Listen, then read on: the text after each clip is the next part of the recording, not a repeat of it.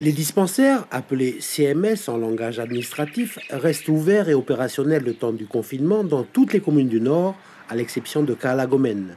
Ce sont les postes avancés dans la stratégie adoptée pour lutter contre le coronavirus.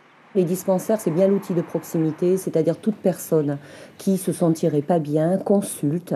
Ça le vaut aussi pour les médecins libéraux, hein, les médecins traitants, mais les dispensaires consultent donc les patients éventuellement symptomatiques. Si les symptômes sont avérés, ils ont pour consigne de les orienter vers un des 3 centres les plus près, bien sûr, d'où ils sont. Ensuite, c'est aux médecins traitants, publics et privés, de diriger les patients vers Point-d'Imier, Koné et Koumak, les centres où sont pratiqués les tests plus élaborés dans la recherche de la contamination. Face à l'interruption des transports publics, les ambulances et autres VSL sont déjà sollicités pour ceux qui habitent loin des hôpitaux. Soit la personne est véhiculée, pour le coup, elle rentre chez elle avec un kit de protection, donc protégée en attendant les résultats.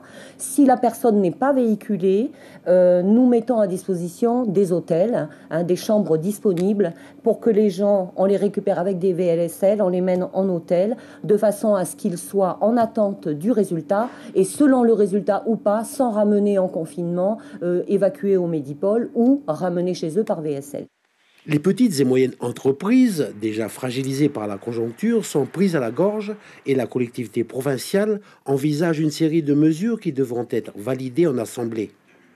Nous avons effectivement, le communiqué du président hier l'indique, mis en place des dispositifs spécifiques pour accompagner au-delà de cela, dans ce contexte très particulier que nous traversons. Donc une prise en charge partielle des cotisations du RUAM. Donc c'est une mesure que nos services ont travaillé. Elle a été évaluée sur un trimestre à un montant de 130 millions déjà. Et pas que, nous avons aussi pour les personnes les plus défavorisées, donc qui ont l'AMG. Nous avons d'habitude des sas de contrôle. Nous avons décidé d'alléger un peu ces procédures-là. Par ailleurs, la collectivité a commandé 500 000 masques destinés en priorité aux professions de santé. Les entreprises sont à l'arrêt et s'il revient aux médecins de s'occuper de la santé, c'est bien aux élus de se soucier des lendemains de crise, à défaut de les avoir vus venir.